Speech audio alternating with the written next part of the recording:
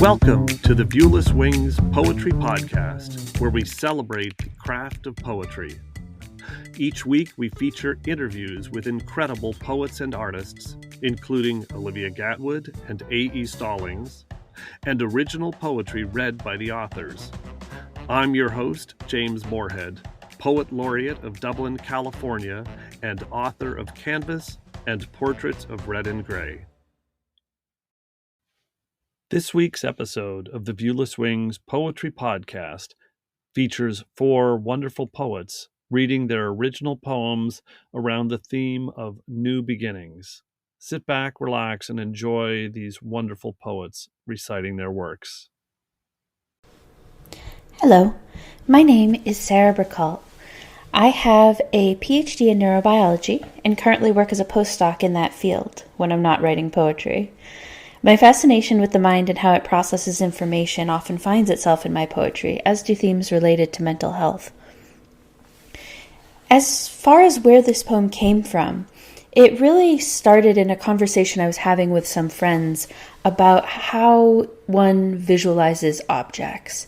If you close your eyes and think of an object, an apple, for example, do you see a bright three-dimensional picture of an apple? Or are you able to visualize the apple at all? Or is it somewhere in between? And when I asked myself this question, the answer that came to me was not really visual at all. I really get a sense of the appleness of the thing.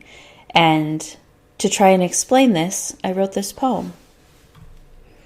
So this poem is called When I Close My Eyes and Think Apple. Red and green ones march across the wallpaper. An apple-shaped clock chimes the hour. The sugar and flour nestle in ceramic apples. Everything is like the first day of school. Even the platter of sandwiches boasts an apple-on-plaid pattern. I remember there once was a cat in this kitchen, but it's like a memory of a dream, fraying at the seams, and I do not know what the cat looked like or what her name was. But there is a cat-shaped hole in this orchard of a kitchen, a memory of a cat, and I remember this kitchen always smelled like cigarettes when she was here, before the oxygen, and sometimes they gave me clothes and I thought they smelled like grandma, when really they smelled like smoke. But there isn't a grandma-shaped hole in this kitchen because they are the same shape in my memory. She was always this kitchen, apples everywhere. And I know that's not true, but it's where I hugged her hello and goodbye, where I had to be careful not to step on the oxygen line, where Grandpa would tickle me to the floor, where that tiny kitchen table holds in its breath so it can squeeze into the nook, where I would dread the inevitable raspy questions about my love life. Is there a special boy yet?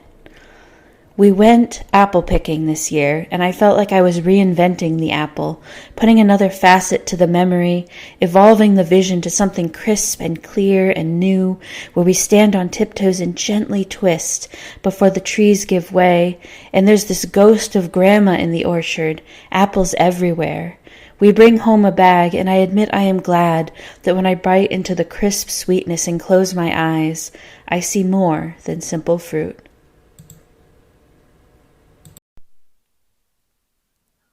Hello, I'm Nikita Jayaprakash. I'm a high school senior, but I've been writing poetry since I was 7, and I love every aspect of literature, whether that's reading, writing, or reciting. I'm also Pleasanton's Teen Poet Laureate for this year, which has given me a chance to inspire other people to be interested in poetry, writing, and self-expression. This is a collection of 3 poems that I call The Thoughts I Share in Privacy. This poem is called Counting on the Porch. I wrote this when I was feeling overwhelmed. 1, 2, 3, 4, 5. My mind wants me, dead or alive. She's cursed with a loud mind, the thoughts pounding, pulsing like they had a heartbeat of their own, coming faster than her hands can write, never creative enough to make known, going faster than her lips can say, never a commitment to which she can be sworn. She settles down on the porch, her bare feet pushing into the wooden floor to know she's grounded. She looks up to the same night sky as the night before that never fails to leave her astounded, and because there are more stars than her thoughts, she doesn't feel so surrounded. So she counts. Her breath hovers in the night air, sounding just above a whisper. The clouds in her mind start to move in, threatening to eclipse her. So she counts, again and again, before her own insanity grips her. She never brings a blanket. The warmth gives an unwanted comfort that can't provide a distraction. The cold gives her something to hold on to give her stride some traction. Her shivers relieve her mind of some of its tension in this cold dissatisfaction.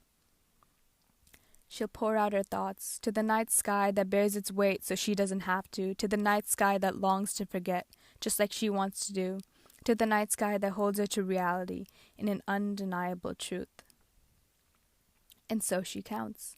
In order for her thoughts to be freed and her mind to be restrained, she waits for the night sky, for some semblance of calm to be feigned. She's shivering, but she's beginning to feel safe, so she can't complain. She finds solace in her shortcoming, knowing that she focuses on something that she'll never fathom, relishing in an idea bigger than any of her own to which she can succumb, before her thoughts plan her own mutiny and trap her in her mind's asylum. 1, 2, 3. Please let me be. This poem is called Grim Reaper. I wrote this when I was feeling overshadowed. Grim Reaper, he had such a sly, innocent entrance. I should have seen the darkness in his presence. He came in asking for a peaceful truce, so I put away my knife and took a breath. It was the one I would have never guessed, the one who ran his lithe fingers through my black tresses, seemingly getting out the stubborn knots and tangles, but truly trying to get a better grip, my neck at a more vulnerable angle. Oh, how I wish I had kept my hand on the blade's handle. Grim Reaper of dreams, with truth as his side, muttering sarcasm, but I know what's implied. He pushes me down even though I've already tripped, my pleas lost as soon as they reach my lips, but he begs me to stay aboard a sinking ship. He throws me underwater, wondering why I don't take a breath. He drags me down deeper and deeper, knowing I can't take the depth. His whispered apologies, barely audible, like his sincerity is a secret. Grim Reaper of perseverance, with failure as his scythe, unable to convince me of anything but lies. During the time of surrender, he'll leave me in the trenches. If victory comes, he'll claim I never left the benches, ignorant of his repercussions and consequences. In battle, he shot me with a gun and missed me by an inch. He swore he didn't want to, but I saw he didn't even flinch, ignorant of the gunpowder on his hands and my pained wince. Grim Reaper of hope, with reality as his scythe, yet he has no rules, no morals to abide. I want to get him back, hunt the hunter, kill the killer, but given the chance, I wouldn't be able to pull the trigger. My hatred is great, but the expectance of guilt is bigger. He was never there for me. He pushed me on the wrong path. He was the illusion of friendship, a trust fall with no catch. He rises completely unscathed from the bloodbath. Grim Reaper of innocence, with cruelty as his scythe, until only my heartbeat can remind me that I'm still alive. He's always there, surrounded in a shroud of lies, only it's too late now that I've looked past his disguise. I was too susceptible to the gift that was truly a bribe. Broken by the betrayal of my most trusted ally, now every stranger I meet, I think they hold aside. Every interaction, I expect manipulation and lies. Grim Reaper, your reputation will never precede you, because even if you admitted your crimes, no one would believe you. This poem is called Swings, Church, and Shoes. It was inspired by 3 images of those things. Swings. A man sits down in the cold seat of the swing and pushes his legs, so deep in thought that his momentum was half-hearted. He doesn't have much time left. He's well past the age of naivety, but he wants to begin his end where it all started. He had forgotten the simple pleasure of moving but going nowhere, but he reminds himself of the simple joy from before he grew old, even though his shoes weren't made for the stubborn mud and his clothes weren't made for the wind nor the cold. He pushes harder, and as his muscles remember how to gain altitude, he remembers when he was just a kid with a swing set all alone, when he didn't have the heart to lie nor the reasons to cry, when he wasn't worried about his life summary being engraved in stone. But then real life took over. He moved out and moved on. He left this bliss behind as he drove away in a U-Haul, and just like the graffiti that stained his childhood playground, He now knew that the writing was blatantly on the wall. Church. He makes another journey down the aisle, except with no one at the end. He creaks the door open, takes a breath, and walks there again, avoiding eye contact with the reflections in the shattered glass, because the reflection might bare his soul without a conscience. It's much too late to right all of his wrongs, fix all of his mistakes. All the confession stalls are locked, overflowing with too much sin, because he's faked so many apologies that he wishes he could redo, because admitting the fact didn't mean that he was forgiven. The windows watch him stiffly, ghost sitting in the pews, the place where he was taught, in unrealistic simplicity, wrong from right. The splinters on the floor flattening under his worn soles, the place where he was taught to always follow the light. Now he wonders if he really wanted to be blinded by the light, that patronizing light that should have guided him in every endeavor. A man should take pain with only a grimace. Pain is a sign that he's alive. So if he suffered below, wouldn't he live forever? Shoes. He stands in the road all alone in his best suit, a street lined with apartments where time has ceased to move. An unspectacular image in black and white. He pretends that the road is covered in shoes. 1,000 shoes scattered about, 1,000 people he'll never be, but the fewer shoes there are, the fewer people that came through.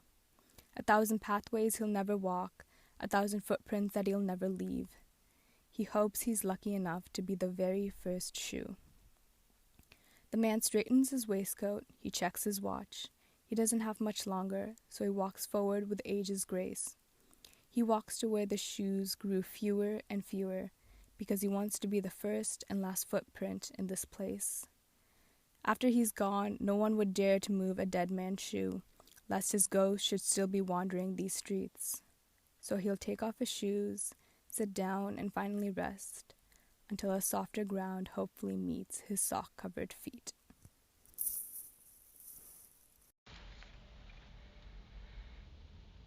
Hello, my name is Patricia Cannon, and it's a pleasure to share with you a poem today. I've been a registered nurse at UCSF since 2001. I've worked in cardiac critical care, neuro-intensive care, heme-oncology, school nursing, and currently in research. My passion is my faith, photography, and the written word in all its forms. My poetry has appeared in several magazines and books.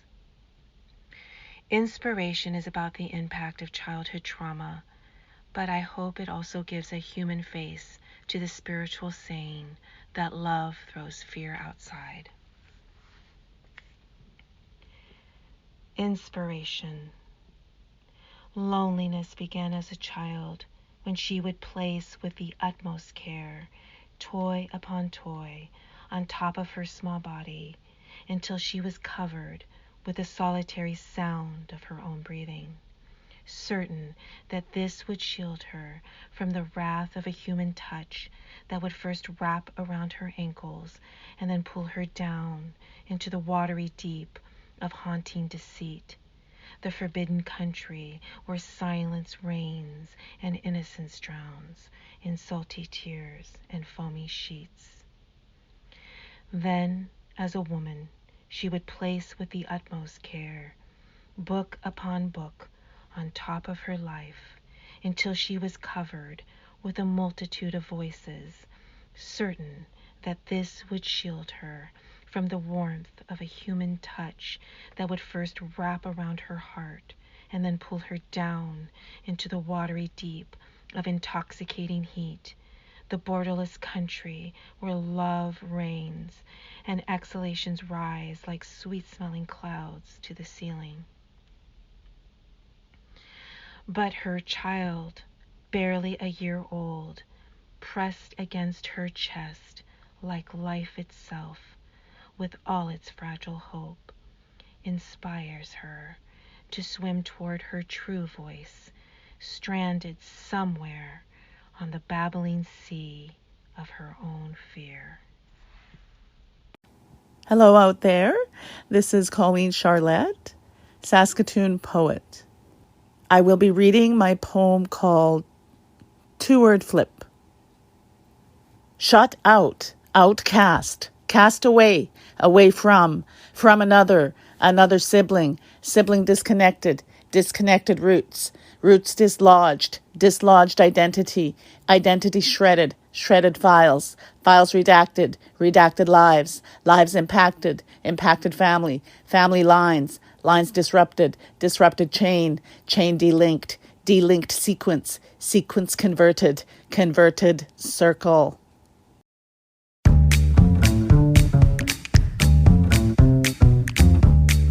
The Viewless Wings Poetry Podcast is written and produced by James Morehead.